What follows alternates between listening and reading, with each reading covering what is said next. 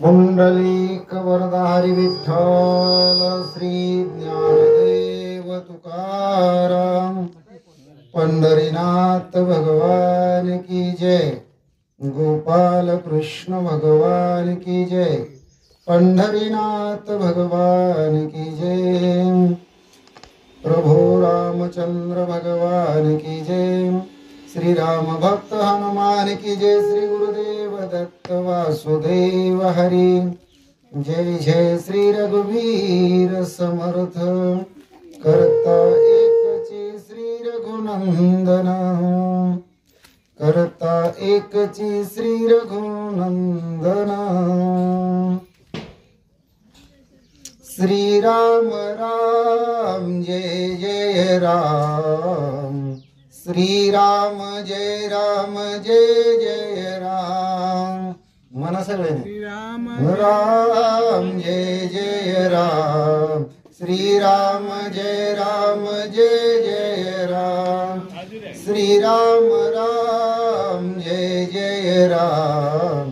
श्री राम जय जय राम। श्री राम जय जय राम। श्री राम जय जय राम। श्री राम जय जय राम। श्री राम जय जय राम। श्री राम राम जय जय राम। श्री राम जय जय राम। श्री राम जय जय राम। श्री राम जय जय राम। श्री राम जय जय राम। श्री राम जय जय राम। श्री राम जय जय राम। श्री राम जय जय राम। श्री राम जय जय राम। श्री राम जय जय राम। श्री राम जय जय राम। श्री राम जय जय राम। जय जय राम। जय जय राम। उत्तम हा चैत्र मास ऋतु वसंताचा दिवस। शुक्ल पक्षी नवमी उभे सुरवर ते व्योमे। मध्यानासी दिनकर पळभरी होय स्थिर। शुक्ल पक्षी ही नवमी उभे सुरवर ते व्योमी। धन्य मीच त्रिभुवनी माझे वंशी चक्रपाणी। शुक्ल पक्षी ही नवमी उभे सुरवर ते व्योमी। सुशोभित दाही दिशा आनंद नर नारी शेषा। शुक्ल पक्षी ही नवमी उभे सुरवर ते व्योमी। अयोनी संभव प्रगटला हा राघव। शुक्ल पक्षी ही नवमी उभे सुरवर ते व्योमी। नामा मने डोळा पाहिन भुवन त्रय पाळा। शुक्ल पक्षी ही नवमी उभे सुरवर ते व्योमी। पांडुरंगा करू प्रथम नमन दुसरे चरण संताचिया। त्यांच्या कृपादाने कथेचा विस्तारो। बाबाजी सद्गुरुदास तुका कायमाची वाणी मानेल संतासी रंजवू चित्तासी आपुलिया। माझी वाणी तुझे वर्णी गुणनाम ऐशे देई प्रेम काही कळा। पांडुरंगा तुझी ये चरणीचे तुटता अनुसंधान जाईल हा माझा प्राण तत्क्षणी। कळेल हे तैसे गाईन मी तुझ जनास बेकाज काय माझे। करीन मी स्तुती आपुली आवडी जैसे वाटे गोडी माझ्या जीवा। तेवी मी जे बोले प्रभू ते तुमचेच शिकविले म्हणून उधारी जो जे आपले आपण देवा। ब्रह्म स्वरूप श्रोते हो ईश्वर स्वरूप माझ्या मात्या पित्या हो। आज चैत्र शुक्ल नवमी अर्थात रामनवमी हा राम जन्माचा उत्सव आपल्या इथं मोठ्या आनंदानं साजरा होत आहे. आणि त्याकरता आपण सेवेकरता घेतलेला अभंग हा 8 चरणाचा सर्वांच्या पाठांतराचा नामदेवरायाचा गोड अभंग आहे. या अभंगाचं आपण चिंतन करत असताना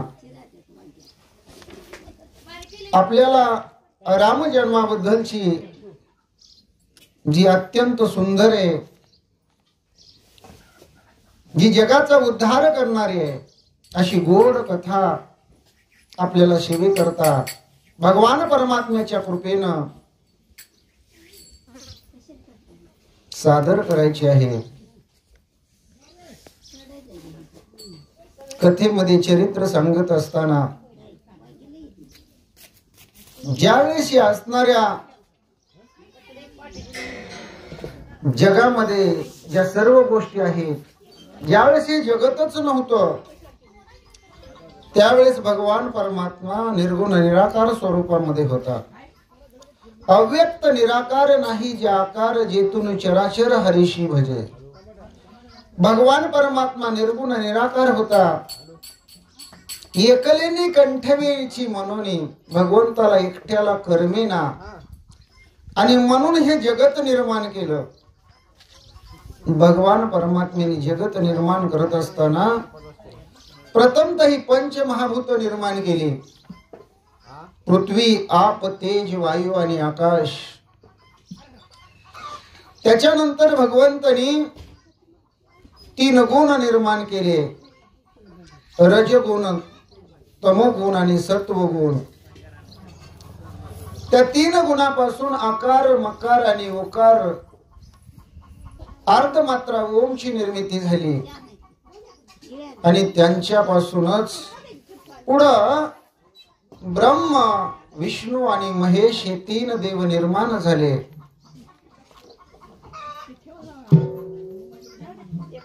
आता ब्रह्म, विष्णू आणि महेश 3 देव निर्माण झाले. ब्रह्मदेवानं सर्व जगताचा पसारा निर्माण केला. हे 84 लक्ष योनी सर्व असणारे जीव मात्रा आपल्या असणाऱ्या कलेनं ब्रह्मदेवानं त्यांची निर्मिती केली. पुढे ब्रह्मदेवाला 10 मानसपुत्र झाले. त्यांच्यामध्ये सर्वश्रेष्ठ असणारे ऋषी अत्री, अंगिरा, क्रतु ऋषी आहेत, मरीची ऋषी आहेत, पुलह ऋषी आहेत, पुलस्त्य ऋषी आहेत, त्याचबरोबर वशिष्ठ आहेत, नारद महर्षी आहेत. आता ब्रह्मदेवापासून पहिल्यांदा जे असणारे 10 मानसपुत्र निर्माण झाले, त्यांच्यामध्ये एक मरीची ऋषी आहेत. मरीची ऋषीची पत्नीचं नाव आहे कलावती. आणि त्या मरीची ऋषी पासून आणि कलावती पासून जे वेदसंपन्न ज्यांना म्हटलं जातं, अति ज्ञानी, अति विद्वान, सर्व शास्त्राचं आकलन असणारे कश्यप मुनी जन्माला आले. आणि कश्यपापासून ही सगळी सृष्टी निर्माण झाली. जे कश्यप मुनी आहेत, त्या कश्यप मुनीपासून हे भगवान सूर्यनारायण उदयाला आले, जन्माला आले. सूर्यनारायणाच्या पोटी मनुचा जन्म झाला. मनुच्या पोटी इक्ष्वाकूचा जन्म झाला. आणि असं करत करत मग शिबी राजा असेल, रुक्मागंध राजा असेल, मांधाता राजा असेल, असे अनेक राजे अयोध्येच्या राजपटलावर होऊन गेले. पुढं अंबरीश राजा झाला. काही काळानंतर अंबरीश राजाच्या नंतर त्याच सूर्यकुळामध्ये रघुवंशामध्ये रघुराजा म्हणून फार नावलौकिक मिळवलं. त्या रघुराजाच्या पोटी अजराजा जन्माला आला, जो अजन्मा होता मुळातच. आणि त्या अजराजाच्या पोटी राजा दशरथ जन्माला आला.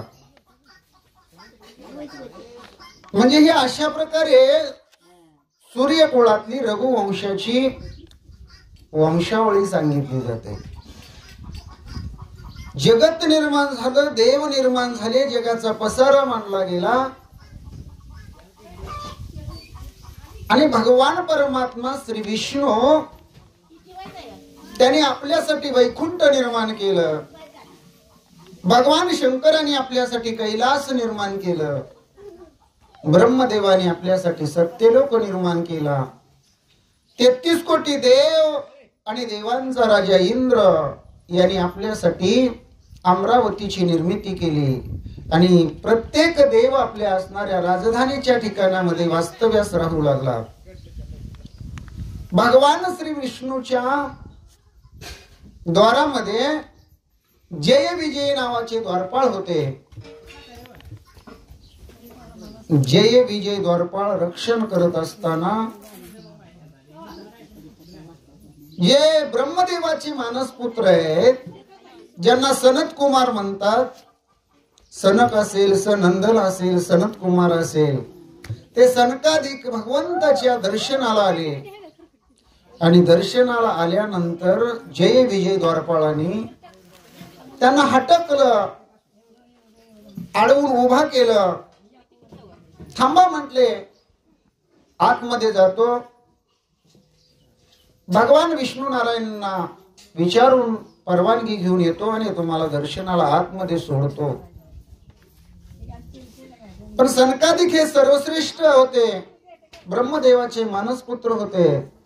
त्यांना अतिशय राग आला आणि राक्षसासारखं तुम्ही वर्तन करता म्हणले.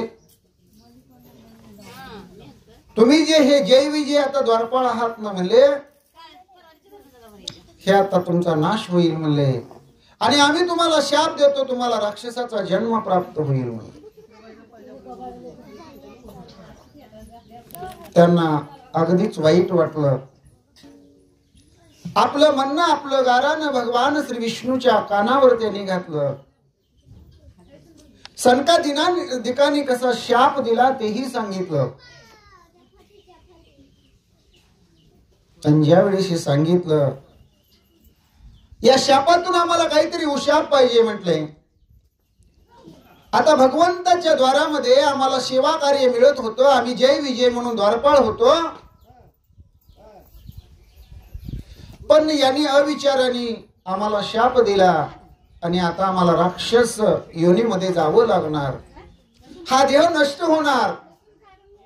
त्यावेळेस भगवान परमात्मा म्हणतात, 7 जन्म तुम्हाला माझी सेवा करावी लागेल, माझी भक्ती करावी लागेल, तेव्हा पुन्हा तुम्हाला हा वैकुंठ लोक प्राप्त होईल. पुन्हा माझ्या दरबारामध्ये पूर्वीसारखं पद मिळेल, सेवा मिळेल. तुमची भक्ती 7 जन्म करावी लागेल. त्यावेळेस जय विजय द्वारपाळांना अगदीच वाईट वाटलं. 7 जन्म काढायचे, 1-2 दिवस आहेत का ते, 1-2 वर्ष आहेत का? बरं, एका जन्मामध्ये किती वर्ष काढावी लागतात? असे 7 जन्म काढायचे. आणि तोपर्यंत भगवंतामध्ये आणि आपल्यामध्ये, भगवंताच्या सेवेमध्ये आणि आपल्यामध्ये, भगवंताच्या भक्तीमध्ये आणि आपल्यामध्ये अंतर पडणार. हे आपल्याला आवडणार नाही, परवडणार नाही, मानवणार नाही. आणि म्हणून परत त्यांनी भगवंताचे पाय धरले. भगवंत काहीतरी करा, काहीतरी करा, कसं तरी करा, पण तुमची आमची भेट लवकर झाली पाहिजे. तुमच्या विना आम्हाला अजिबात करमत नाही, दिवस जात नाहीत, गमत नाहीत. आणि मग भगवान परमात्मा म्हणतात, तुम्ही असं करा म्हणले, सरळ सोपी साधी भक्ती करण्यापेक्षा, 7 जन्म तुम्हाला घालवण्यापेक्षा माझ्या विरोधी भक्ती करा. आणि जर विरोधी भक्ती केली तर 3 जन्मामध्ये तुम्हाला परत माझं स्थान प्राप्त होईल. आणि मग या जय विजय द्वारपाळांनी विरोधी भक्ती करण्याचं ठरवलं. आणि पहिल्या जन्मामध्ये त्यांनी ते जय विजय द्वारपाळ हिरण्याक्ष आणि हिरण्यकशिपू झाले. दुसऱ्या असणाऱ्या जन्मामध्ये रावण कुंभकर्ण झाले. आणि तिसऱ्या जन्मामध्ये शिशुपाल आणि वक्रदंत झाले. म्हणजे आपल्याला रामरयाचा जन्म किंवा रामाचा अवतार कशासाठी होणार आहे याची पार्श्वभूमी सांगण्यासाठी. कारण रावण दुसऱ्या जन्मामध्ये म्हणजे त्याचा जो दुसरा जन्म आहे त्या अवतारामध्ये जन्माला आला आणि त्यानं क्रूर कर्म म्हणजे अधर्म सुरू केला. नको तिथं नको ते करायचं, नको ते खायचं, नको ते प्यायचं, अन्याय अत्याचार करायचे. सगळा राज्यकारभारामध्ये अंधाधुंदी कारभार त्यानं माजवला. जरी तो भक्तिवान होता, जरी त्याने वेदाचे भाग पाडले होते, वेदावर भाष्य केलं होतं, भरपूर भगवान शंकर परमात्म्याची भक्ती केली होती, पण त्या भक्तीला आचरणाची जोड नव्हती. वागणं मात्र त्याचं वाईट होतं. आणि म्हणूनच या रावणाचं निर्दलन करण्यासाठी भगवान परमात्मा अवताराला येणार आहे. आम्हासाठी अवतार मत्स्य कुर्मादी सुकर नाव घेता पंढरी राणा मोहे धावी घाली पाना. भगवान परमात्मा कसा आहे, भगवंताच्या नावासाठी भगवान परमात्मा भक्ताचं रक्षण करतो. निर्वाणी गोविंद असे मागे पुढे काहीच साकडे पडो दे. आणि असा असणारा भगवान परमात्मा अवताराला येत असताना अजून काही कथा सांगितल्या जातात. त्यातली अजून एक अशी कथा महत्वाची की पूर्वी असणारा एक दैत्य माजला होता. त्या दैत्याचं नाव होतं जालंधर. जालंधर दैत्य माजला होता, उन्मत्त होता, पण खूप भक्ती करत होता शंकराची, पण आचरण मात्र अधर्माचं करत होता. आणि भगवंताची भक्ती केली.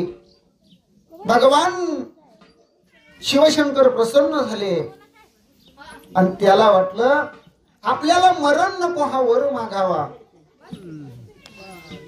म्हणून त्यानं तो वर मागण्याचा प्रयत्न केला. पण भगवान परमात्म्याने त्याच्या मनातली दुर्बुद्धी ओळखली.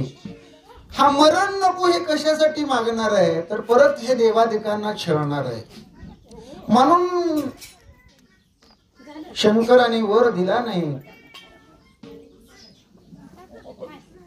त्याची जी पत्नी होती ती वृंदा नावाची पत्नी अतिशय सत्वशील होती, धार्मिक होती.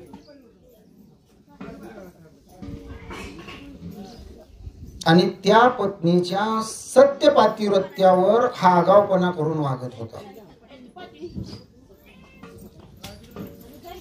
कारण घरामध्ये पत्नी जर सत्यपतिव्रता व्रत धारण करून वागत असेल तर आपल्याकडे जसं सांगितलं जातं की पतीनं जर पुण्य केलं तर त्यातलं अर्ध पुण्य काही न करता पत्नीच्या खात्यावर जमा होतं.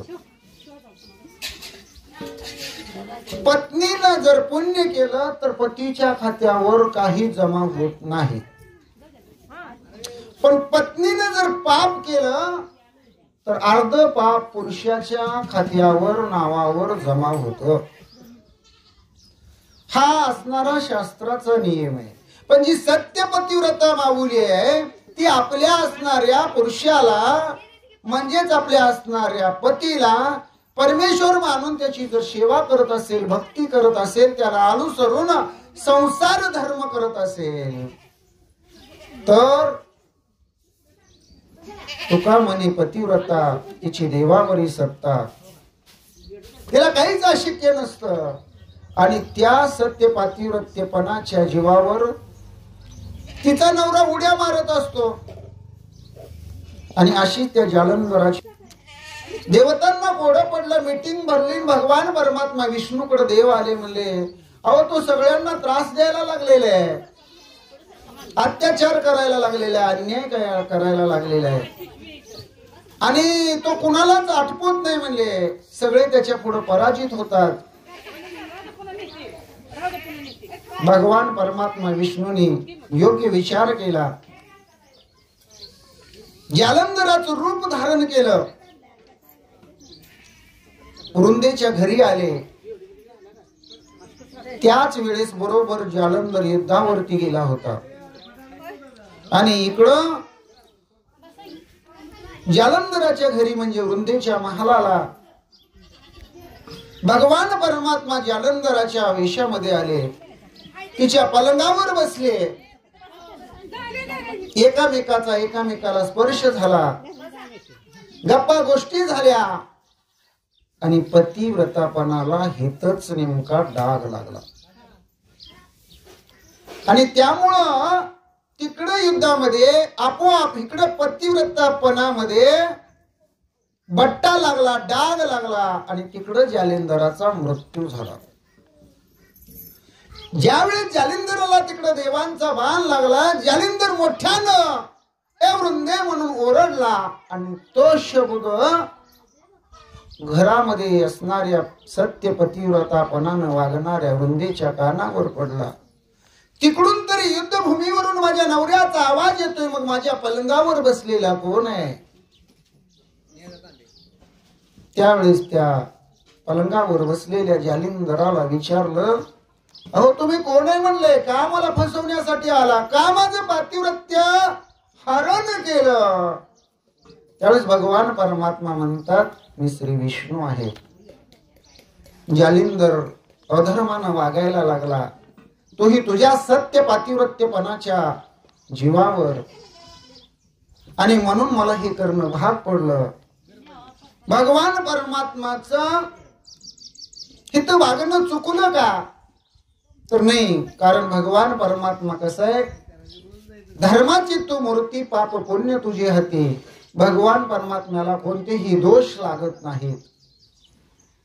आणि मग परत पूर्वी सती जाण्याची पद्धत होती, ते असणारं प्रेत घरी आणलं गेलं. जिथं असणाऱ्या म्हणले जालिंदर आणि ही असणारी वृंदा, त्या पती बरोबर सहगमन केलं गेलं. त्यावेळेस भगवान परमात्म्याकडे तिनं अट्टास धरला, माझा उद्धार करा. आणि मग भगवान परमात्म्याने काय केलं, जिथं तुम्हाला दहन केलं जाईल म्हणले तिथं एक असणारी वनस्पती उगवेल म्हणले, आणि ती वनस्पती, त्या वनस्पतीचं नाव असेल म्हणले तुळस. आणि ज्यावेळेस त्यांचं दहन केलं गेलं तिथून तुळशीचा उदय झाला. तुळशी वृंदावन बांधलं गेलं आणि भगवान परमात्म्याला वृंदेनं, ज्यावेळेस मी विष्णू तुला छळायला आलोय म्हटल्यानंतर वृंदेनं शाप दिला होता, भगवंता तू मला छळलेला आहे, तू पाषाण होऊन राहशील. आणि भगवान परमात्म्या त्या तुळशी वृंदावनातील नर्मदेचा गोटा बनवून, शालिग्रामाची मूर्ती बनवून, पाषाण बनवून राहिले. असा भगवान परमात्मा विष्णूच्या दरबारामध्ये सर्व देवाची मीटिंग भरली. मीटिंग भरली ती कशासाठी, तर लंकेच्या ठिकाणी राजा रावण आहे, खूप अधर्म करायला लागलेले. गाई ब्राह्मण यांना दिवसा भक्षण केलं जातं, चोऱ्या लुटमार यांना तर म्हणले त्या राज्यामध्ये थारा दिला जातो. आणि भगवान परमात्मा, तुम्ही अवतार घ्यावा आणि त्या माजलेल्या दैत्यांचा सुळसुळाट बंद करावा, नायनाट करावा म्हणून सर्व देव विनंती करतात. सर्वांच्या विनंतीला भगवान परमात्मा मान देतात. हो मी अवताराला येईन सांगतात. अवताराला येत असताना त्यावेळेस अजराजाचं राज्य असतं. अजराजाच्या पोटी अजून दशरथ जन्माला आलेला नसतो. आणि नारदाची आणि राजा रावणाची भेट होते, कारण नारद मुनी हे असे महर्षी आहेत की ते जेवढे देवांना प्रिय आहेत तेवढे राक्षसांना सुद्धा प्रिय आहेत.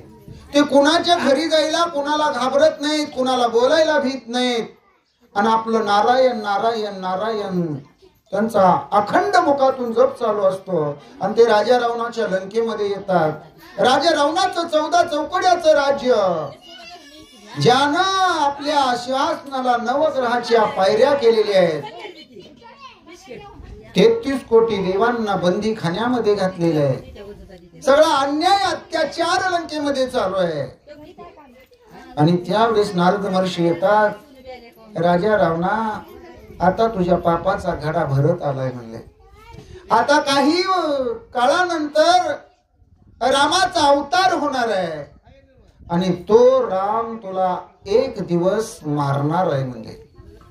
त्यावेळेस सगळी माहिती नारद महर्षींना राजा रावण विचारतो. राजा रावणाला नारद महर्षी सांगतात, सूर्यकुळामध्ये अजराजा आहे. आता अजराजाचं राज्य चालू आहे.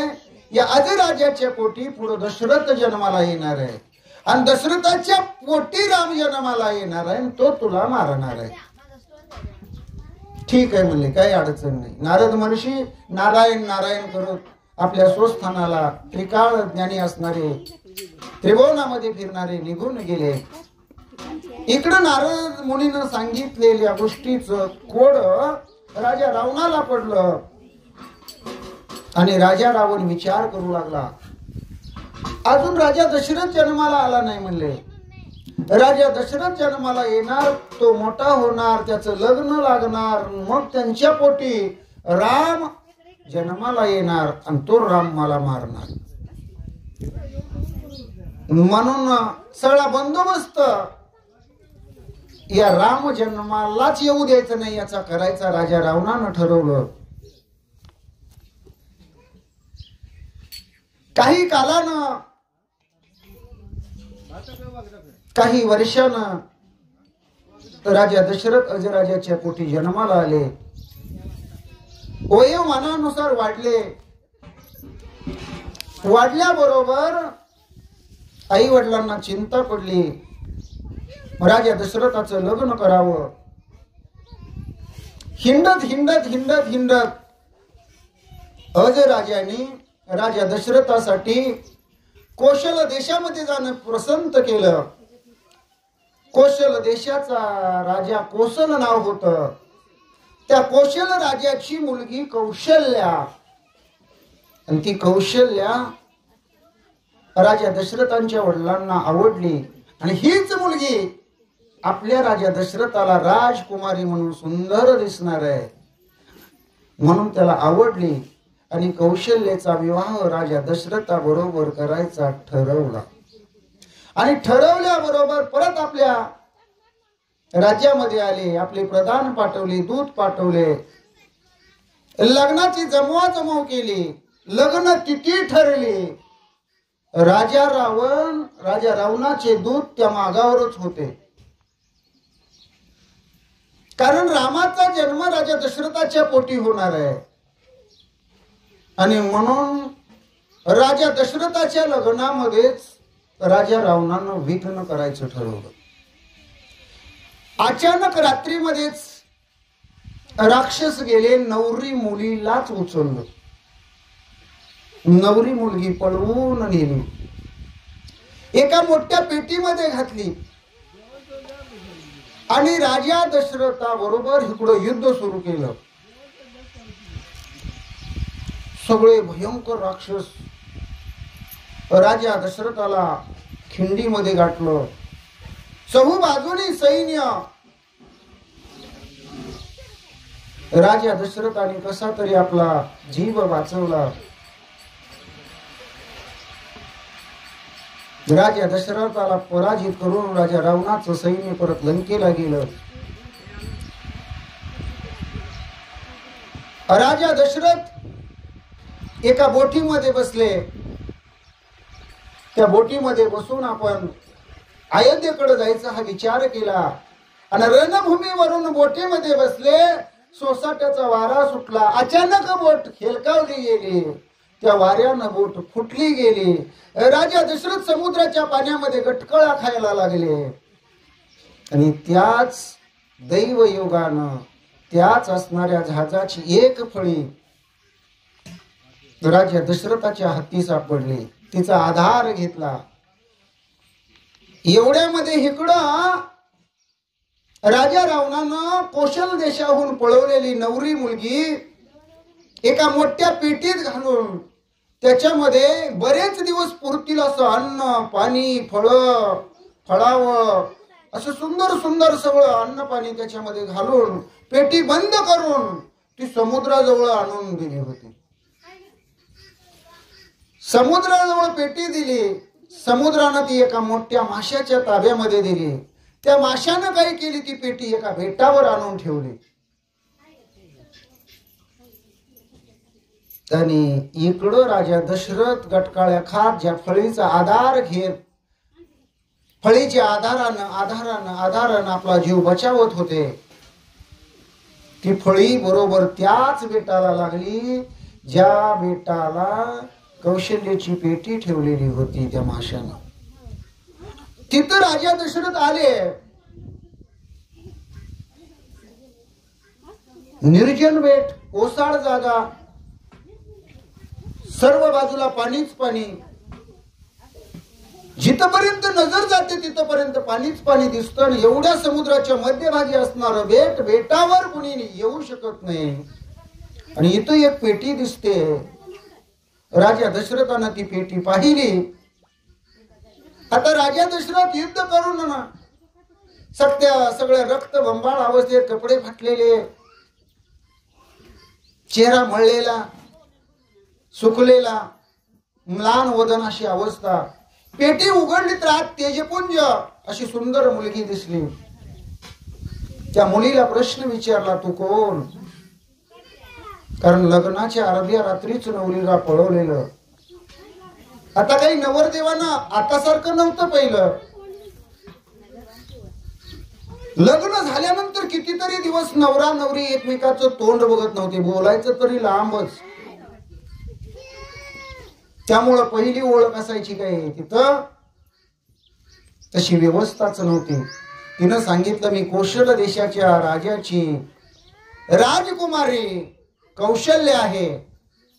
माझं लग्न राजा दशरथा बरोबर ठरलेलं होतं, पण राजा रावणानं रात्रीच घाला घातला आणि मला पळवून आणून या पेटीमध्ये बंदिस्त करून इथं ठेवलेलं आहे. त्यावेळेस राजा दशरथ म्हणतात, मीच राजा दशरथ आहे. मग तिथं ते दोघेच एकमेकाला काय करतात, दोन फुलांच्या माळा घेतात आणि ती कौशल्या दशरथाच्या गळ्यामध्ये माळ घालते. राजा दशरथ कौशल्याच्या गळ्यामध्ये ती माळ घालतात आणि दोघांचं लग्न समुद्राच्या आतमध्ये बेटावरती लागतं. हे लग्न लागलं म्हणजे ब्रह्मदेवाचा चुका आणि सटवीचा लेका कधीही चुकत नाही. राजा दशरथाचं लग्न झालं. लग्न झाल्यानंतर बरेच दिवस झाल्यानंतर राजा दशरथाला मुलबाळ होईना. म्हणून त्या कौशल्याची सख्खी बहीण जी अतिशय सुंदर होती, ती सुमित्रा, तिच्या बरोबर राजा दशरथाचा दुसरा विवाह झाला. त्या लग्नालाही बरेच वर्षे निघून गेली. राजा दशरथाला काही मुलबाळ होईना. म्हणून राजा दशरथानं तिसरं लग्न केलं. तिसऱ्या राणीचं नाव आहे कैकेयी. तिन्ही लग्नाला कितीतरी वर्षे होऊन गेली, तरी तिन्ही राण्यांना एकही मुलबाळ होईना. अयोध्येसारखं सार्वभौम राज्य आता रामरैयाचा तो असणारा बाप आहे. राम जगाचा बाप आहे, जगाच्या बापाचा बाप आहे. तो काय पापी आहे का? अधर्मी आहे का, तरी पण जे प्रारब्ध असतं ना, त्या प्रारब्धामध्ये कोणाचं काहीही चालत नाही. थोडं सुद्धा मागे पुढे इकडं तिकडं ते नशीब कुणाला सरकू देत नाही. ठेविले आनंद ते तैशेची राहावे, चित्ती असू द्यावे समाधान. आपण अंतकरणामध्ये कसं समाधान असेल? एवढं मोठं राज्य आहे, एवढे राण्यांचं महाल आहे, एवढं सैन्य आहे, चतुरंग दळ आहे. अहो, स्वर्गावर सत्ता गाजवण्याची ताकद त्या राजा दशरथामध्ये. आपल्या घरी आपल्या राण्यांना एकही मूल होत नाही, आपल्या घरामध्ये बालक खेळत नाही. त्यावेळेस कसं करमेल?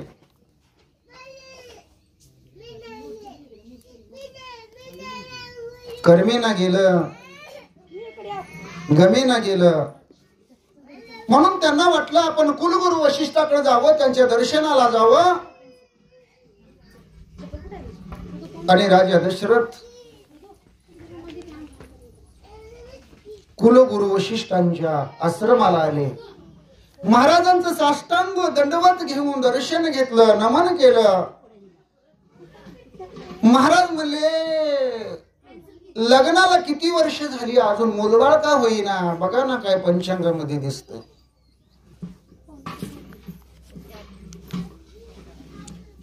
होणार आहे की नाही? कधी होईल? काय होईल? सांगा जरा मला. कुलगुरू वशिष्ठांनी सर्व काही पाहिलं. काळजी करू नको म्हटले. राजा दशरथा, थोडं दम काढ म्हणले. दम सगळ्यामध्ये थोर असतो. मुलं होतील, योग आहे तुझ्या नशिबामध्ये, पण कधी होतील सांगता येणार नाही म्हणजे. त्याला बराच वेळ जावा लागेल म्हणजे.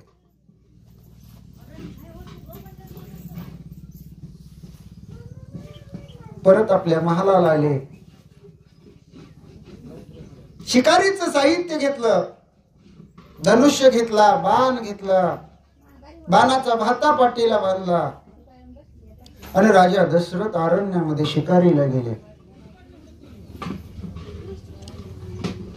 एका झाडावरती रात्रीमध्ये शिकार करण्यासाठी बसले. त्या झाडाच्या बरोबर काही अंतरावर एक तळ होतं. त्या तळ्याला कुणीतरी सावध जनावर पाणी पिण्यासाठी येईल आणि बरोबर पाणी पिण्यासाठी आलं की आपण बाण सोडू आणि त्याची शिकार करू. हा राजा दशरथाच्या मनामध्ये उद्देश होता. इकडं एका नगरीमध्ये एक ब्राह्मणीचं जोडपं होतं. त्यांना एकच मुलगा होता. त्या मुलाचं नाव होतं श्रावणबाळ.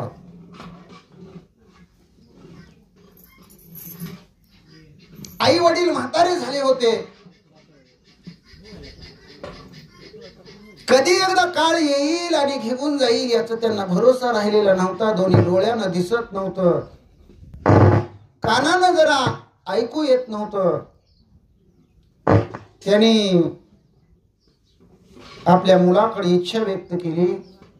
आमची इच्छा रे म्हणले श्रावणा, मरायच्या अगोदर एकदा आम्हाला काशीला घेऊन जाशील. काशी विश्वेश्वराचं दर्शन आम्हाला घडवलं तर बरं होईल म्हणले. ही मरणाच्या अगोदरची आमची शेवटची इच्छा आहे. आणि श्रावण बाळ म्हणता, हो काही बाबा, आई बाबा तुम्ही काळजी करू नका, कारण माता माऊली जिनं दुनिया दावली ती आई काही सामान्य आहे का? आईचं फारच सुंदर वर्णन केलं जातं, बाबांचं सुंदर वर्णन केलं जातं, आईसाठी गाणीही लिहिली जातात. आई तुझ्या मूर्ती वाणी या जगात मूर्ती नाही. आई तुझ्या मूर्ती वाणी या जगात मूर्ती नाही. अनमोल जन्म दिला गाय तुझे उपकार फिटणार नाही. अनमोल जन्म दिला गाय, तुझे उपकार फिटणार नाही. आई तुझ्या मूर्तीवाणी या जगात मूर्ती नाही. अनमोल जन्म दिला गाय, तुझे उपकार फिटणार नाही. असं आईचं वर्णन केलं जातं. त्यावेळेस वाहनं नव्हती, त्यावेळेस मोबाईल नव्हते, पायी पायी तीर्थयात्रेला जावं लागत होतं. पण आई वडील दोन्ही डोळ्यानं आंधळे, म्हणून श्रावणाने एक कावड तयार केली. एका पारड्यामध्ये आईला बसवलं, एका पारड्यामध्ये बाबांना बसवलं. हातामध्ये कमंडलू घेतलं, कावड खांद्याला अडकवली आणि आई वडिलांना घेऊन श्रावण बाळ काशीला जायला निघाला. एका पारड्यात आई, एका पारड्यात बाबा, एका पारड्यात आई, एका पारड्यात बाबा. कावड घेऊनी खांद्याला श्रावण बाळ निघाला काशीला. श्रावण बाळ निघाला काशीला. श्रावण बाळ निघाला काशीला.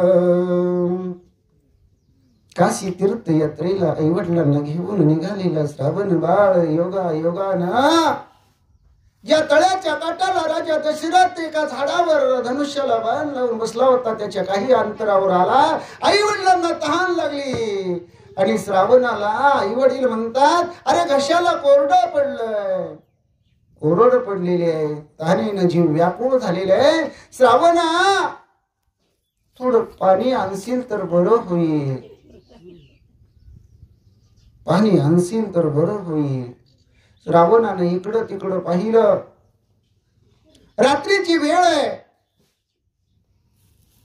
जंगलामध्ये किर्र आवाज येतोय रात किड्यांचा. हिंस्त्र सगळे पशु पक्षी आहेत, पुढे जायला वाट दिसत नाही. एक उंच झाड बघितलं. सुरक्षित अशा प्रकारे आई वडिलांची कावड त्या फांदीला अडकावली. हातामध्ये झारी घेतली. पाण्याच्या शोधात श्रावण बाळ निघाला. शोध करत करत करत त्या तळ्याजवळ आला. ज्या तळ्याच्या काठावरच्याच जवळच्याच अंतरावर असलेल्या झाडावर राजा दशरथ अगदी नेम धरून बसला होता. श्रावण बाळ आला, तळ्याच्या पाण्याजवळ आला. हातातलं कमंडलू पाण्यामध्ये बुडवलं. पाण्याचा आवाज बुड बुड बुड बुड आला आणि तो बुडू आवाज राजा दशरथांना ऐकला. राजा दशरथ लक्षवेधी बाण मारण्यामध्ये निष्णात होते. नुसता आवाजाच्या दिशेने बाण सुटला, जिकडून आवाज आलाय त्या दिशेने बाण सुटला की तो बाण आपलं लक्ष गाठणार, ज्याच्यावर मारलाय त्यालाच लागणार. आणि अशी लक्षवेधी कला राजा दशरथाकडे बाण मारण्याची होती. आवाज आल्याबरोबर झाडावरून राजा दशरथानं त्या झाडाच्या फांद्यातून पुढे कोणच दिसत नव्हतं. रात्रीची वेळ होती, मनुष्य की सावज याची जाणीव नव्हती. राजा दशरथाने बाण सोडला. बाण सुसू सुसू सुसू करत आला आणि पाणी घेण्यासाठी वाकलेल्या श्रावण बाळाला लागला. श्रावण बाळाच्या छातीमध्ये बाण घुसला. हातामध्ये झारी आहे, पाण्यानं भरलेली आहे. घुटताना जमिनीवरती पडला. म्हणू लागला, राम राम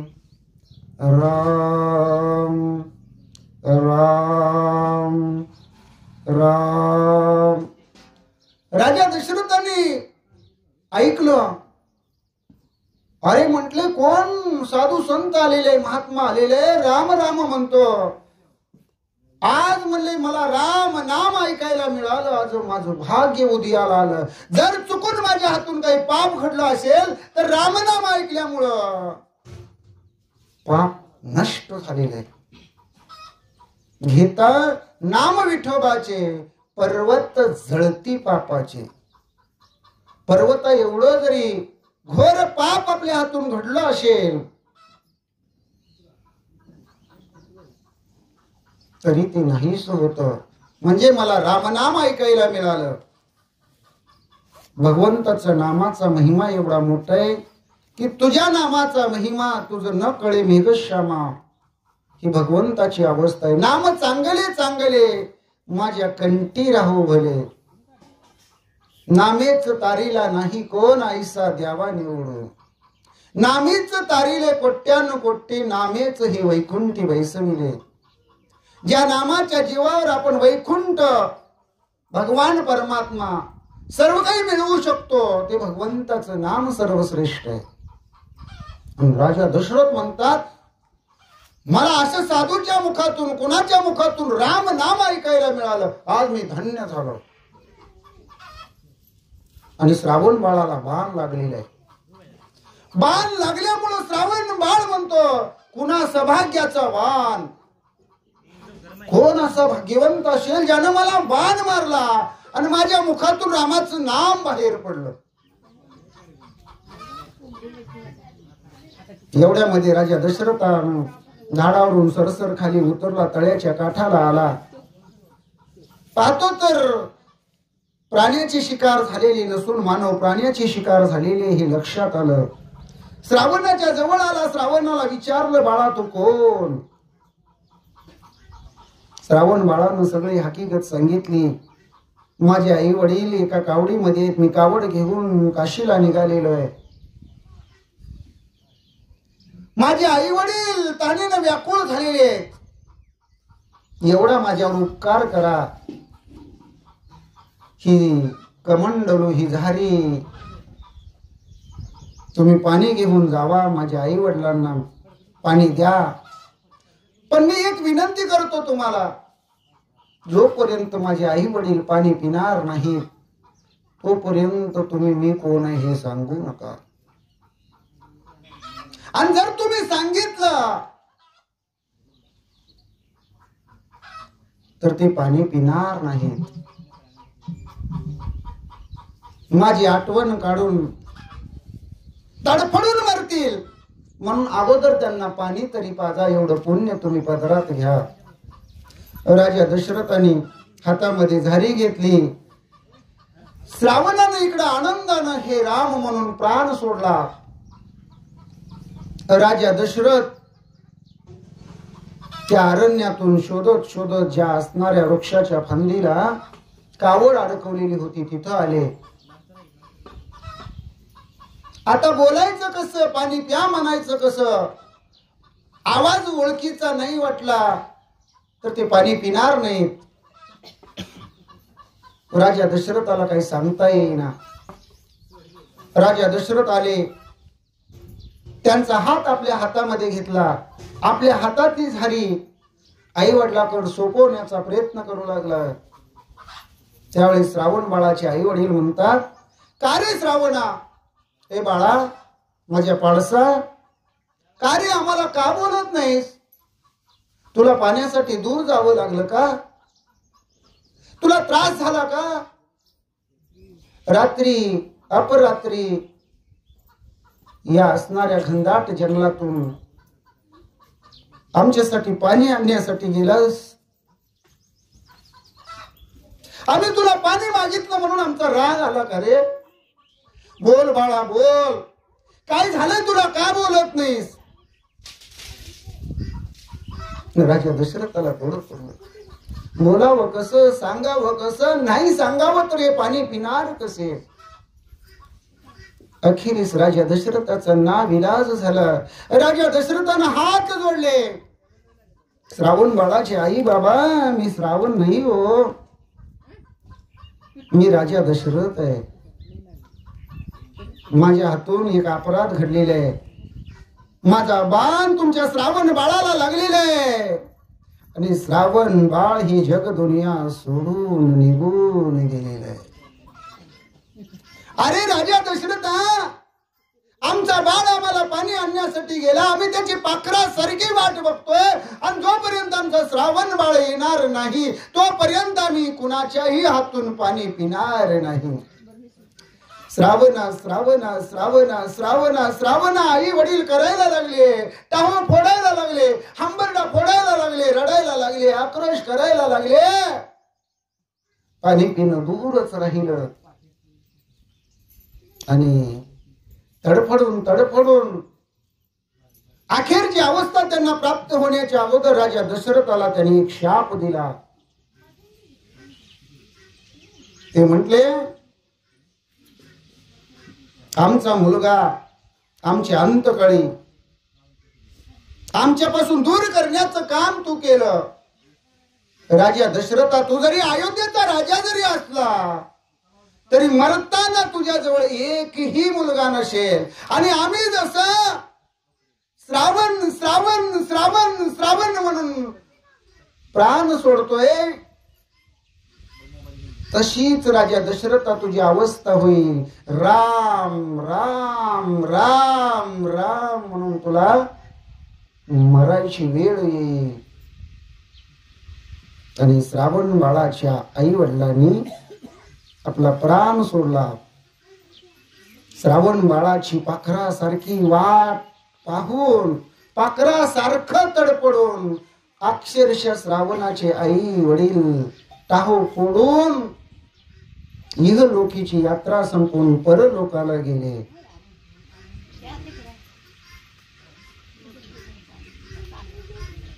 पाखरासारखी त्यांनी एक वाट का पाहिली याचं चिंतन सांगितलं जातं की श्रावण बाळाचे पूर्वजन्म असे सांगितले जातात की श्रावण बाळ पूर्वीच्या जन्मामध्ये एका तळ्यामध्ये मासा होता.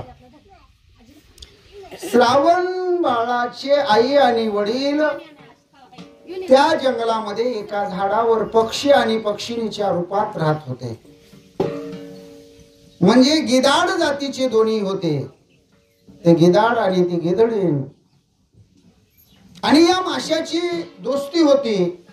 पण त्या असणाऱ्या भागामध्ये दुष्काळ पडला आणि दुष्काळ पडल्याबरोबर त्या तळ्याचं पाणी आठायला लागलं. आठत असताना त्यांना त्या माशाची दया आली. हे सगळंच पाणी आटलं तर मासा मरून जाईल, मग आपली दोस्ती संपुष्टात येईल. आपलं तर एवढं एकमेकावर जीवापाड प्रेम आहे. म्हणून त्या दोघांनी काय केलं, इकडून आणि इकडून दोघांनी माशाला आपल्या चोचीमध्ये पकडलं आणि त्याला सुरक्षित जिथं पाणी तिथं नेहू, त्या पाण्यात सोडू आणि मग आपला मित्र वाचेल म्हणून त्यांनी दोघांनी चोची धरून उड्डाण केलं. पण उड्डाण करत असताना एके ठिकाणी वेळूचं बेट होतं. त्या वेळूची पानं असणारी काळी होती आणि त्यातून त्या असणाऱ्या पक्ष्यांची भरारी जात असताना बरोबर त्या पानानं मधोमध तो मासा कापला गेला. माशाचे 2 तुकडे होऊन जमिनीवर पडला. मासा मरण पावला हे त्या दोन्ही पक्ष्यांनी पाहिलं. तेही तडपडून तिथंच आपला प्राण सोडतात आणि पूर्वजन्मीची वासना शिल्लक राहिली. म्हणून दुसऱ्या जन्मामध्ये ब्राह्मण आणि ब्राह्मणी ही असणाऱ्या म्हणले या श्रावण बाळाची आई वडील म्हणून ही पक्षी आणि पक्षीण होतात आणि तो मासा श्रावण बाळ होतो. म्हणून दुसऱ्या जन्मात ही त्यांना पाखरासारखी वाट बघून पाखरासारखं तडपडून मरावं लागतं. राजा दशरथाला मनामध्ये आनंद झाला. त्याला एक खुणगाट प्राप्त झाली. लग्नाला बरेच दिवस झाले, तिन्ही राण्यांना एकही मुलबाळ नाही. पण श्रावण बाळाच्या आई वडिलांनी आपल्याला शाप दिलेला आहे की राजा दशरथा, तू मरताना तुझी मुलं तुझ्या जवळ नसणार आहेत, म्हणजे नक्की आपल्याला मुलं होणार आहेत. वशिष्ठ महाराजांनी सांगितलेले की तुला नक्की मुलं होणार आहेत, योग आहे, पण कधी होतील हे सांगता येत नाही. आणि इकडं भगवंताच्या दरबारामध्ये मीटिंग भरली आणि भगवान परमात्म्याला अवतार घेण्याविषयीची विनंती केली. आणि भगवान परमात्म्याने ठरवलं की आपण राजा दशरथाच्या पोटी रघुवंशामध्ये सूर्यकुळामध्ये अवतार घ्यायचा आणि तो दाशरथी राम म्हणून घ्यायचा. सगळ्या देवांना आनंद झाला. भगवान परमात्म्याने होकार दिला. राजा दशरथ परत वशिष्ठांच्या भेटीला आले. महाराजांचं दर्शन घेतलं. शिकाऱ्याला गेल्यानंतर श्रावण बाळाच्या आईवडिलांचा कसा मृत्यू झाला हेही सांगितलं. राजा दशरथाला वशिष्ठ महाराज म्हणतात, तुला मुलगा होईल, मुलं होतील, पण त्यासाठी पुत्र कामेष्टी यज्ञ करावा लागेल. मग राजा दशरथ म्हणतात, करा ना. म्हणले, काय साहित्य लागते? आपल्या राज्यामध्ये काय कमतरता आहे? काय अडचण आहे का? वशिष्ठ महाराज म्हणतात, मी वैदिक ब्राह्मण आहे, मी कुलगुरू आहे, माझ्या हातून पुत्र कामेष्टी यज्ञ संपन्न होऊ शकत नाही. त्याला त्या योग्यतेचाच ब्राह्मण लागतो, त्या योग्यतेचाच ऋषी लागतो. राजा दशरथाने प्रश्न केला, मग असा कोण ऋषी आहे? तुम्हाला करायला काही अडचण नाही. त्यावेळेस राजा दशरथाने सांगितलं, असा एक ऋषी पाहिजे म्हणले की त्यानं जन्माला आल्यापासून आतापर्यंत कुणाच्याही घरचं अन्न खाल्लेलं नसलं पाहिजे, कुणाच्याही घरी आपला हात धुतलेला नसला पाहिजे. राजा दशरथाला पुढं पडलं. राजा दशरथ म्हणले, असा कोणी या जगामध्ये आहे का की कुणाच्याच घरी जन्म तो असणारा या जन्मामध्ये जेवणाला जात नाही? मग कार्यक्रम असेल, पंगत असेल, उत्सव असेल, लग्न समारंभ असेल, अनेक कार्य असतात, आणि त्यावेळेस तो जेवायला कसा जाणार नाही? आमंत्रण दिल्यानंतर जाणारच. मग पूर्वीच्या काळात पंगत म्हणलं, गाव जेवण म्हणलं की लोक ताट घेऊन नटत सुटायची, कारण तशी हाल अपेष्टा असायची. भोजन म्हटलं की सगळ्यांना आनंद व्हायचा. आणि राजा दशरथ वशिष्ठांना म्हणतात, असा कुणी आहे का? सांगा, सांगा, असेल तर आपण त्याला बोलावून घेऊ. वशिष्ठ महाराज म्हणतात, आहे. विभांडक मुनीचा जो मुलगा आहे म्हणले, ज्याचं नाव ऋषीशृंग आहे, तो ऋषीशृंग आहे म्हणले, पण तो वनातच राहतो. त्याला स्त्री पुरुष काय असतात हे माहित नाही. त्याचा जन्म हरणीच्या पोटी झालेला आहे. त्याला या राज्यात आणावं लागेल आणि त्याच्याकडून पुत्र कामेष्टी यज्ञ करावा लागेल, तो सिद्धीला जाईल.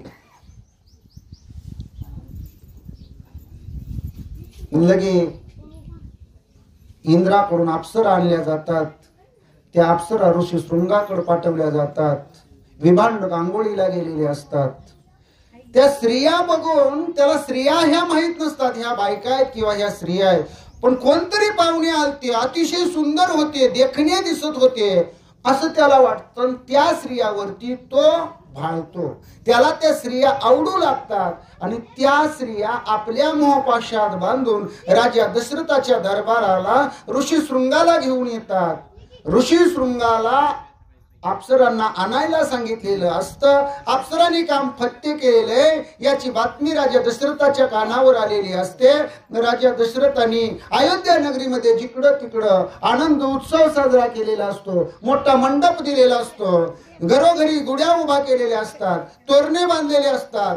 सडा समार्जन केलेलं असतं. आणि एवढ्यामध्ये ऋषी शृंगाला त्या अप्सरा घेऊन येतात आणि ऋषीशृंगाचं मोठ्या थाटा माटानं राजा दशरथाचा भाऊ असणारा शांतनु नावाचा राजा असतो, त्याची शांतनु नावाची मुलगी असते. त्या शांतनु बरोबर ऋषीशृंगाचा मोठ्या थाटामाटात विवाह सोहळा पार पडतो आणि ऋषीशृंगाला आनंद होतो. विभांडक मुनींना कळतं ऋषीशृंग आपल्या आश्रमात नाही. त्यावेळेस ते अयोध्येकडे यायला निघतात. अयोध्येच्या बाहेर गोपाळ गुरु राखण्याचे काम करत असतात.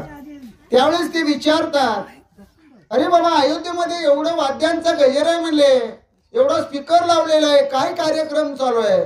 ते म्हणले कुणीतरी विभांडक मुनी आहे म्हणले. त्या विभांडक मुनींचा मुलगा ऋषीशृंग ऋषी आहे म्हणले. त्या ऋषीशृंगाचा शांतनु बरोबर राजा दशरथ लग्न लावून देत आहेत आणि त्यांच्या विवाहाचा सोहळा पार पडत आहे. विभांडकाला आनंद झाला. राजा दशरथाची भेट घेतली.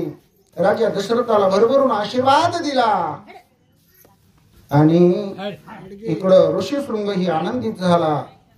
ऋषीशृंग आनंदित झाला आणि राजा दशरथाला मुलबाळ नाही याच दुःख ऋषीशृंगाला झालं.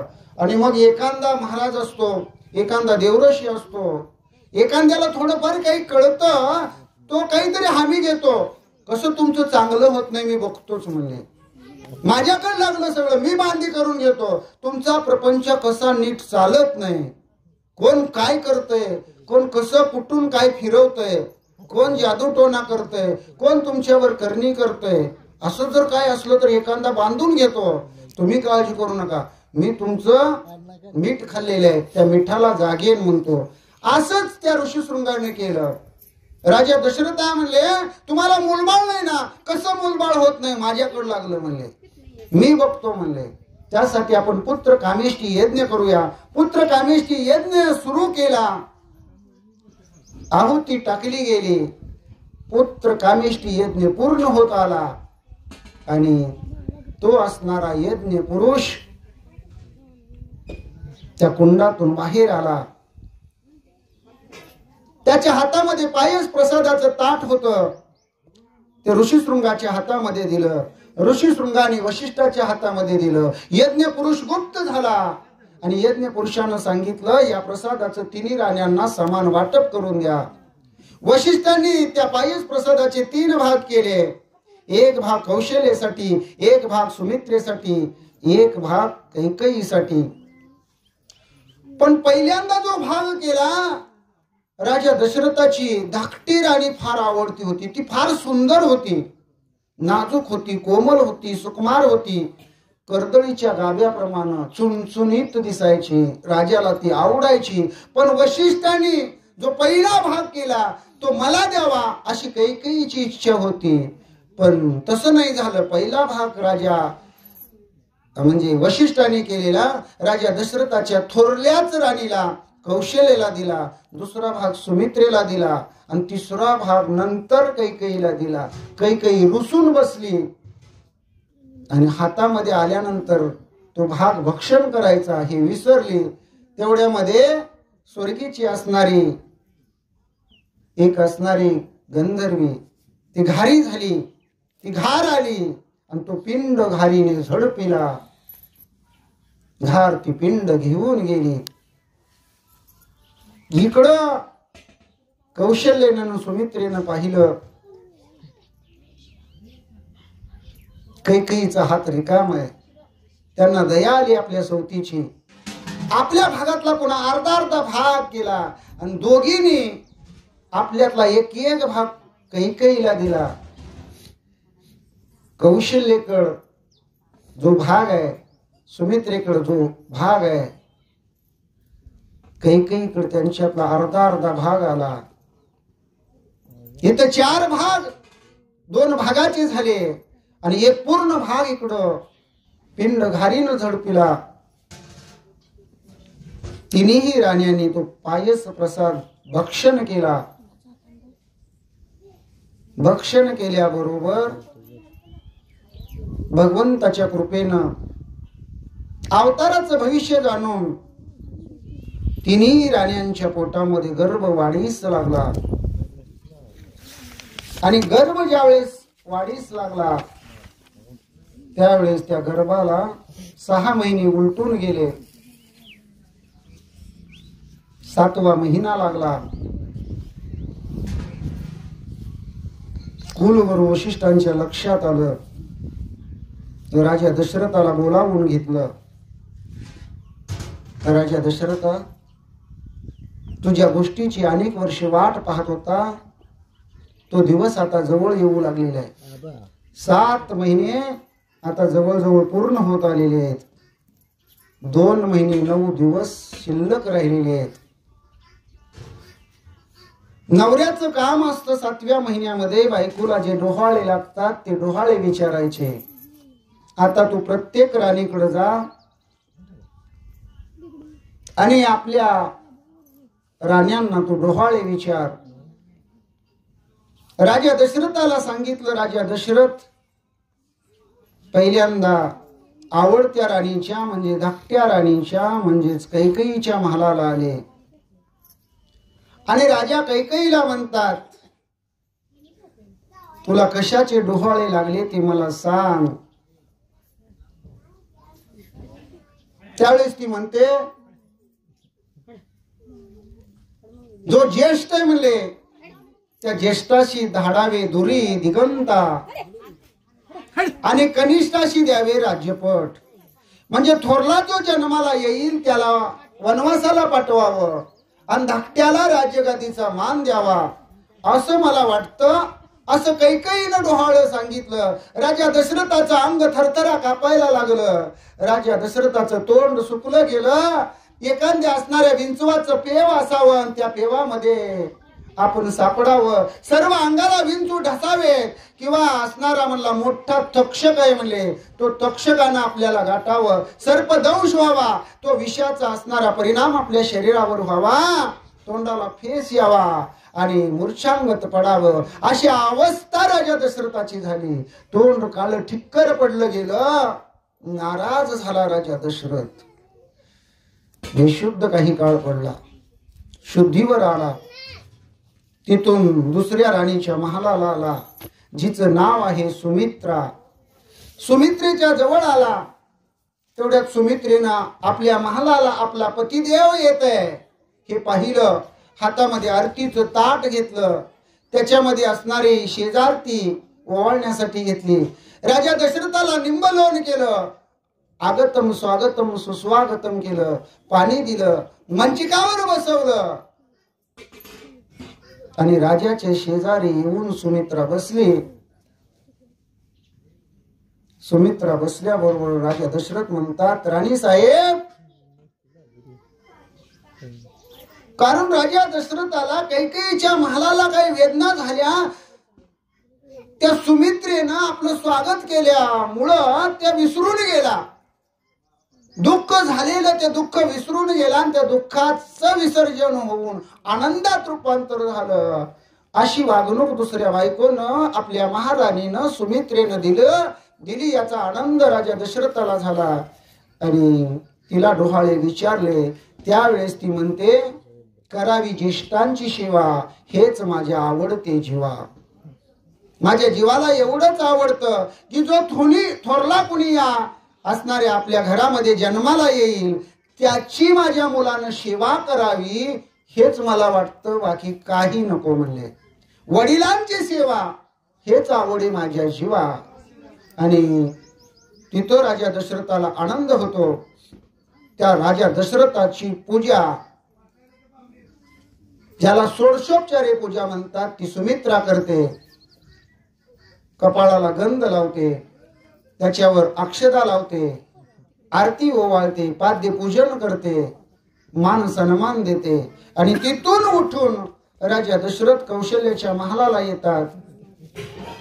कौशल्याला आपले जे डोहाळे ते सांगण्याविषयी विनंती करतात. कौशल्य मातेच्या पोटामध्ये भक्तांचा भक्त काज कैवारी जगाचा जगदात्मा जगाचं जगजीवन परब्रह्म परमात्मा जो विष्णू भगवान परमात्मा आहे तो राम म्हणून अवताराला येणार आहे. त्यामुळं सगळी भक्ती तिच्या नसा नसातून वाहत आहे. भक्तांचा कैवारी पोटी येणार आहे. त्यामुळे तिची समाधीस्थ अवस्था आहे. नित्य तिच्या मुखातून रामनामाचं चिंतन आहे.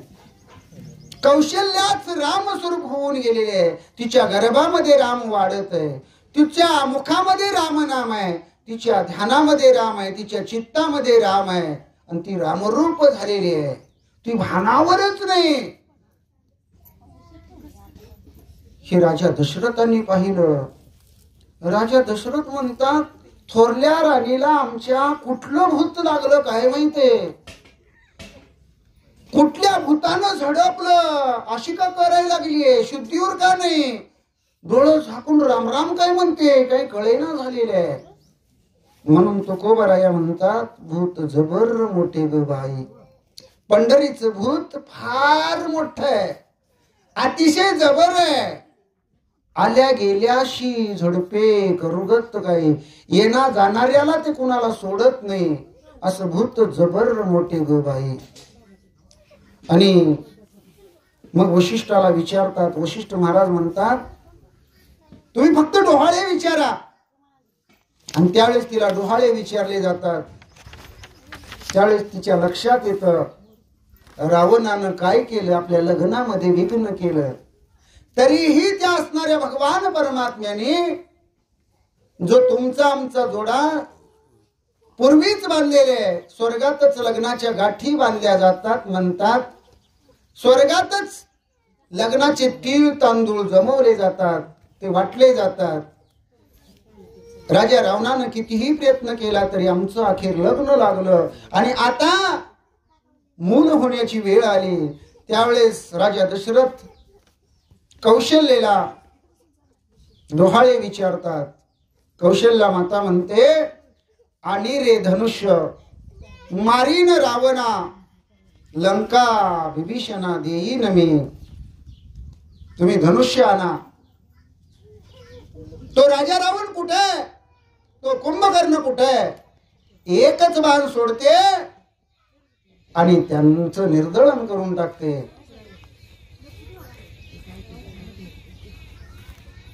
राजा दशरथ पाहतात, काय अवस्था झालेली राणी साहेबांची. लक्षात येतं. पुढे ती म्हणते, टाकोनी पर्वत बुजवा सागर, पायवाट करा जावयाशी. म्हणजे जो सेतू बांधलेला आहे ती पायवाट करा, जे आगड आहेत, खंदक आहेत, ते बुजवा आणि लंकेला जाण्यासाठी मोकळी वाट करा. विश्वामित्राचा यज्ञ मी सिद्धीला नेईन, असं महान कार्य मी करीन. त्याचबरोबर खर दूषणांचा प्राण घेईन. जो असणारा मारीचे स्वभाव आहे त्याचा काटा काढीन. अशा प्रकारे आपलं डोहाळ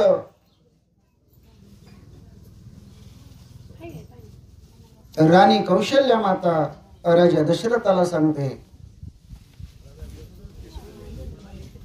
अलीकड कुणाला कशाचं डोहाळे लागतं याचं चिंतन आपण नाही करणार, कारण आपल्याला मुख्य रामकथेचा विषय. आता काही लोकांना विनोद केलेला आवडतो, हसायच्या गोष्टी सांगितल्या म्हणजे आवडतात. पण तुकोबरायाचं एक प्रमाण आहे की विनोद करायला आपण काही टवाळ नाही, कारण टवाळा आवडे विनोद. भगवान परमात्म्याच्या श्रीरामनवमीचा जयंतीचा हा उत्सव आहे आणि हा महोत्सव साजरा करत असताना रामकथेलाच प्राधान्य दिलं पाहिजे. आणि तीच रामकथा आपल्याला ऐकायला मिळाली पाहिजे, गायला मिळाली पाहिजे, बोलायला सांगायला मिळाली पाहिजे. आणि जो भगवान परमात्मा कौशल्याच्या उदरामध्ये आहे त्यावेळेस कौशल्याची प्रत्यक्षात रामासारखी अवस्था होते. म्हणजे जे रामरूप म्हणतात ती रामरूप अवस्था कौशल्याची झालेली आहे. राजा दशरथाला पटलेले परब्रह्म भगवान परमात्मा श्री विष्णू भगवंताचा अवतार आपल्या घरी येणार आहे, अवताराला येणार आहे. आता एकच ब्रह्म आहे, पण ते ब्रह्म राजा दशरथाच्या घरी अवताराला येत असताना चतुर्विध झालं. हनुमंत्रियाच्या रूपानं ते पंचवेद झालं आणि 5ची एक मूस होऊन पुढे जगतासाठी कार्य करू लागतं. आणि तो अवतार म्हणजे भगवान श्रीरामाचा अवतार. भगवान श्रीराम परमात्मा हा ब्रह्मदेवाचा बाप आहे. जे असणारे मुनी, साधू, संत, महंत, वारकरी, टाळकरी, माळकरी, भाविक, भक्त, महाराज मंडळी सगळे ज्यांचं ध्यान करतात तो भगवान परमात्मा. आणि त्या भगवान परमात्म्याच्या आज जन्मतिथीचा महोत्सव खरंच पवित्र ते कुळ पावन तो देश जेथे हरीचे दास जन्म घेतील. अहो रामनवमी सारखा सोहळा साजरा करायला सुद्धा साजरा करणाऱ्याचं खरंच भाग्य लागतं. त्यांचं सुद्धा पवित्र कुळ आणि तिथली भूमी सुद्धा पावन होते. कारण असा उत्सव साजरा करणं हे भगवंताचीच कृपेचा एक प्रसाद मानावा. आणि तोच भगवान परमात्मा कौशल्याच्या पोटी आत गर्भामध्ये वाढत आहे. राजा दशरथाने कौशल्याचे डोहाळे ऐकलेले आहेत. राजा दशरथ तिन्ही राण्यांना ज्यावेळेस डोहाळे विचारत होते, कौशल्याच्या महालाला आले होते, त्यावेळेस आकाशामध्ये 33 कोटी देवांची विमानं आली. विमानांची दाटी झाली आणि देवांना आनंद झाला. आता काहीच दिवसामध्ये रामरया थोड्याच अवधीमध्ये अवताराला येणार आहे. आणि अवताराला आल्यानंतर जी नवग्रहाची बेडी राजा रावणाने केलेली आहे ती सोडवली जाणार आहे. 33 कोटी देव त्याच्या बंदीखान्यामध्ये ते सोडवले जाणार आहेत. तिथं देवांना कामं करावी लागत होती. देवांचा राजा इंद्र तिथं ते दळणाचा डबा घेऊन गिरणीला जात होता. ब्रह्मदेव कांडण कुटायचं काम करत होता. खंडोबा राया एवढा महान असणारा तो गाढवं वळायची काम करत होता. म्हणजे अशी जी काम आहेत म्हणले ब्रह्मदेव तिथं पंचांग पाहायचं काम करत होता. म्हणजे सगळ्या देवांना तिथं कामं वाटून दिली होती. आणि ती कामं जर नाही केली तर तिथं गुच्छा घातल्या जायच्या, बोक्या घातल्या जायच्या, देवांना लाता घातल्या जायच्या, त्रास दिला जायचा, छळ केला जायचा. आणि आता देवांना आनंद होऊ लागला. राम अवताराला येणार, राम लंकेला जाणार, लंकेला जाऊन आमची बांधवडी सुटणार, आम्ही मुक्त होणार, लंकेमध्ये रामराज्याची गुढी उभारली जाणार. आणि त्यासाठी भगवान परमात्म्याने एक योजना केली. ती योजना अशी म्हणजे आपली जी असणारी पत्नी लक्ष्मी, त्या लक्ष्मीला सीता होण्यासाठी पुढे अवताराला धाडलं. अशा प्रकारचं महत् कार्य जे असणारे प्रकृती आणि पुरुष ज्याला माया आणि ब्रह्म म्हणतात, हे दोघे मिळून अवतार कार्य पूर्ण करतात. आणि असं घडत असताना कौशल्य मातेच्या गर्भाचे असणारे दिवस पूर्ण भरत येतात. पूर्ण वाटतंय पण पूर्ण वाटत असतो. आणि त्यावेळेस नामदेव राया या अभंगामध्ये म्हणतात, उत्तम हा चैत्र मास, ऋतू वसंताचा दिवस. खरोखर चैत्र महिना हा पवित्र महिना आहे. कारण या महिन्यामध्ये वसंत ऋतूचं आगमन होतं. फाल्गुन महिन्यामध्ये ज्या झाडांची पानं झडलेली असतात, जी झाडं खाकरलेली असतात, वाळलेली असतात, वटून गेलेली असतात, उन्हानं उष्णतेनं तापून करपून जायला लागलेली असतात, अचानक चैत्र महिना सुरू व्हावा पानगळ झालेल्या झाडांना पुन्हा पानं यायला, कोवळी पानं फुटायला सुरुवात व्हावी, पुन्हा मोहर लागायला सुरू व्हावा. म्हणजेच ही चाहूल कशाची आहे? तर वसंत ऋतूची आगमनाची आहे. आणि असा असणारा चैत्र महिना, त्या चैत्र महिन्यामध्ये शुक्ल पक्षामध्ये नवमी या तिथीला 33 कोटी देवांचा राजा इंद्र हे आकाशामध्ये आपली विमानं घेऊन येतात. कारण त्यांना सुद्धा भगवंताच्या अवतार कार्याचा, जन्मतिथीचा, अयोध्येमधला सोहळा डोळ्यांना पाहायचा असतो, स्वतः अनुभवायचा असतो. आणि या देवांनी हातामध्ये फुलं घेतलेली आहेत, आकाशामध्ये विमानांची दाटी झालेली आहे. हात जोडून भगवान परमात्मा आपली सुटका करण्यासाठी आता अवताराला येणार आहेत. म्हणून देवांची मांदियाळी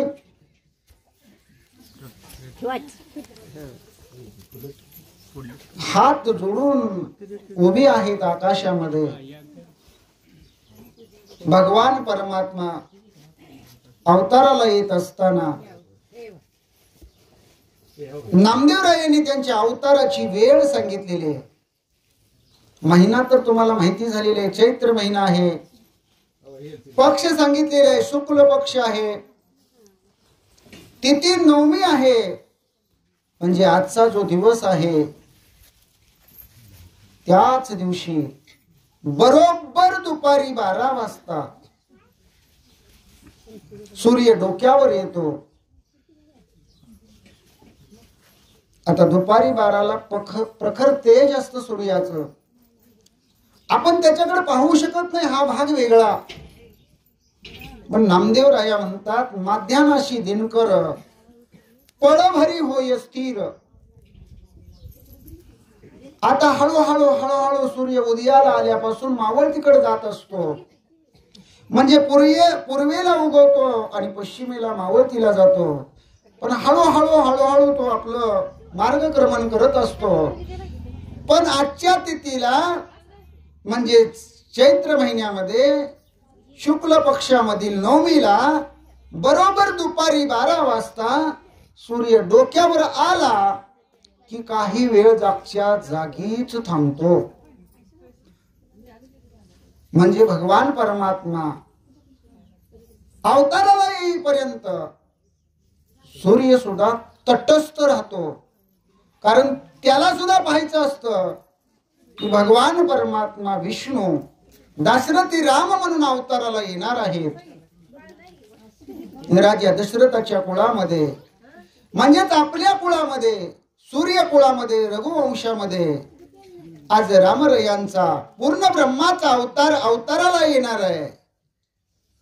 म्हणून सूर्यनारायण सुद्धा थोडा वेळ थांबतो. शांत, म्हणजे ज्याला शांतता म्हणतात ती धारण करतो.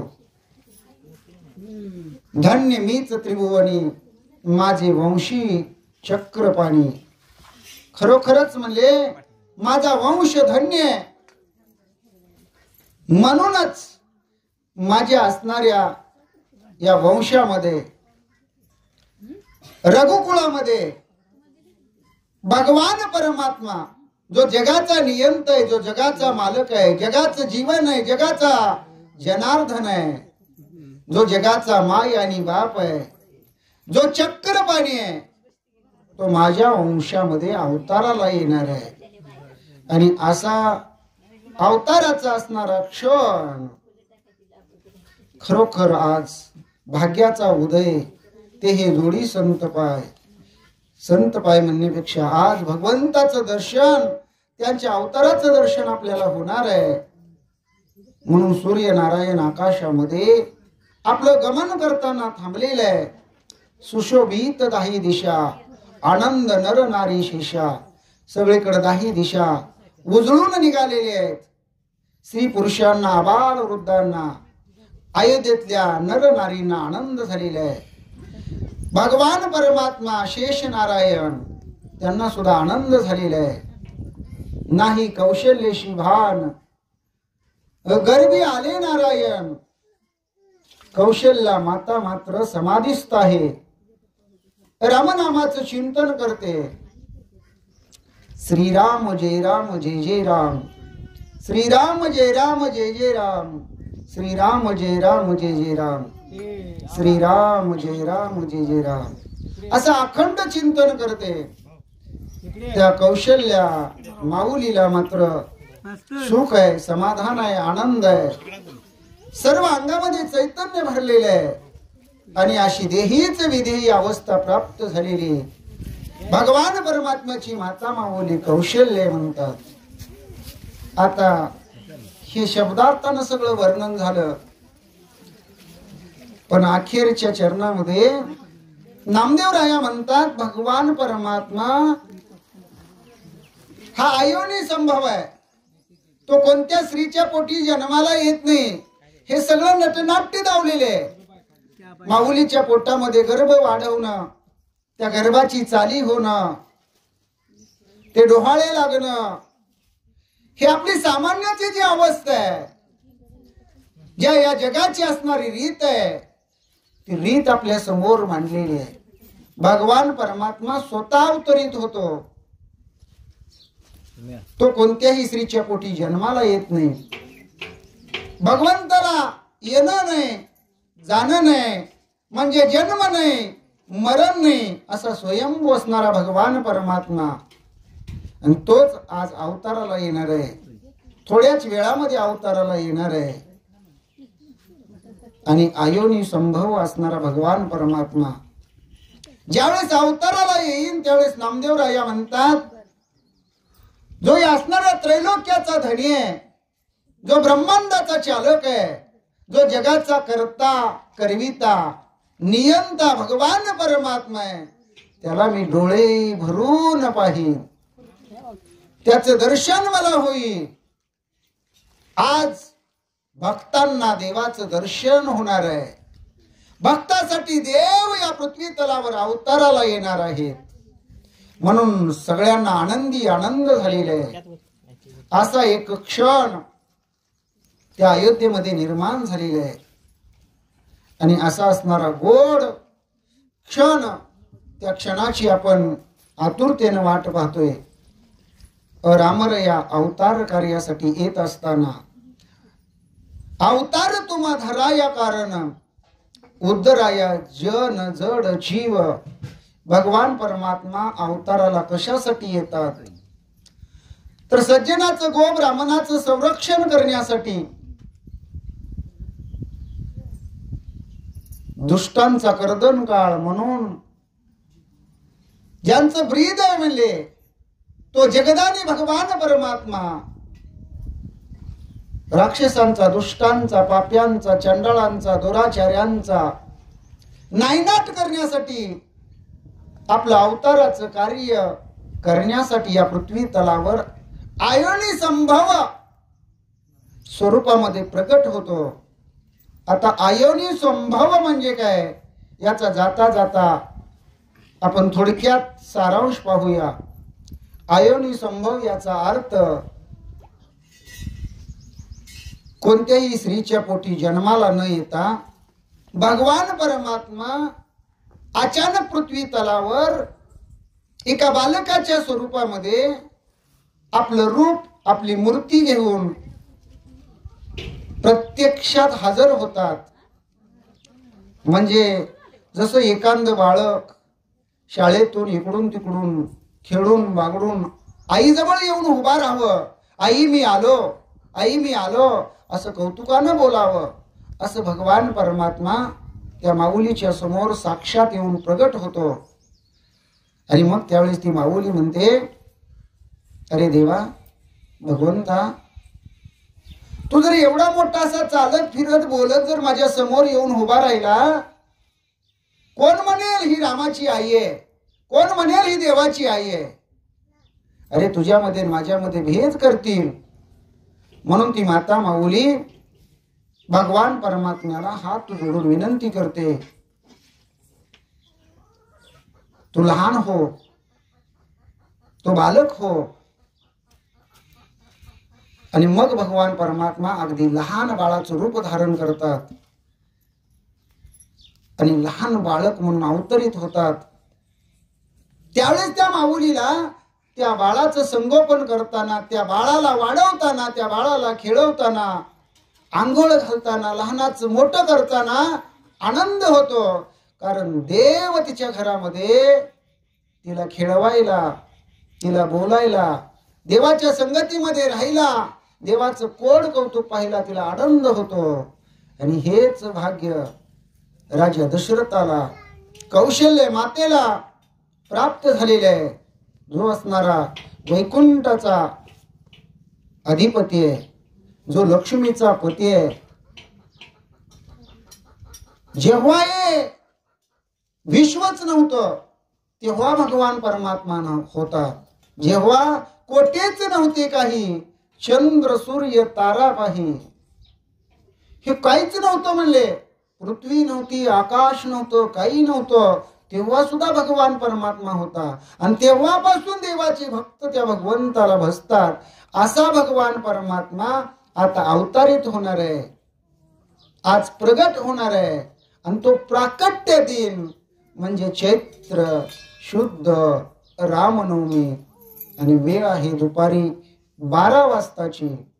आणि त्यावेळेस भगवान परमात्म्याची सर्व लोक, अयोध्येमधले नगरवासी, नगर नागरिक, प्रधान सेनापती, चतुरंग दळ, त्याचबरोबर राजा दशरथाचा अख्खा परिवार आणि तिथं हजर आहे. मोठा आनंदानं सोहळा होत आहे.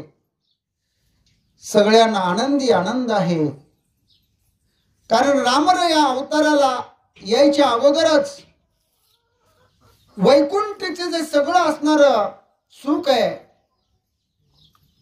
वैकुंठीची सगळी संपत्ती आहे, वैकुंठीचं जे सगळं ऐश्वर आहे, ते विष्णू भगवंतांनी अगोदर पुढे पाठवून दिलेलं आहे. आणि त्यामुळे अयोध्येमधल्या सगळ्या नद्या, जी शरयू नदी आहे ती पूर्ण भरून वाहत आहे. तिथं सुकाळच सुकाळ आहे. तिथली शेतं सगळी पिकत आहे. शेतं पिकल्यामुळं सगळ्यांना आनंदी आनंद आहे. गाई गुरांना भरपूर चारा मिळत आहे. तिथली गाई गुरं, शेतकरी, सगळी रयत आनंदी आनंद आहे. आणि भरपूर हिरवा चारा खाल्ल्यामुळं ती गुरं भरपूर दूध देत आहेत. त्यामुळं तिथं दह्याला, दुधाला, लोण्याला काही तोटा नाही, काही कमतरता नाही. म्हणजे सुख, सगळं सुखच सुख. आणि त्या असणाऱ्या अयोध्येमधल्या परिसरामध्ये, पंचकृषीमध्ये सगळ्यांना आनंदानं अनुभवायला मिळतंय. हा सुखाचा क्षण, हा आनंदाचा क्षण असणारा, भगवंताच्या असणाऱ्या प्राकट्य दिनानिमित्त तिथं म्हणले साजरा होत आहे. हातामध्ये फुलं घेऊन 33 कोटी देव आकाशामध्ये विमानामध्ये हात जोडून उभे आहेत.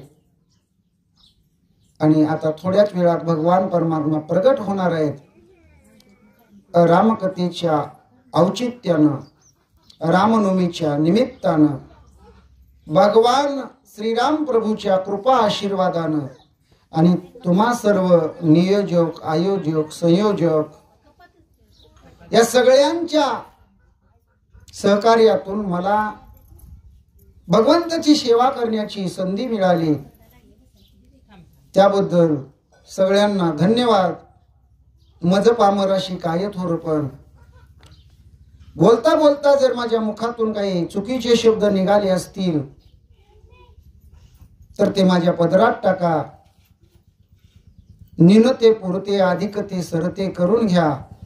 काही कमी वाटलं तर बरोबर करून घ्या. काही जास्त सांगितलं असलं तर त्यालाही पुरतं करून घ्या, हीच विनंती करतो. आणि इथं कथेला विराम देतो. आता उभा राहूया, पुंडलिका घेऊया, फुलं टाकूया. वाट करा जरा जायला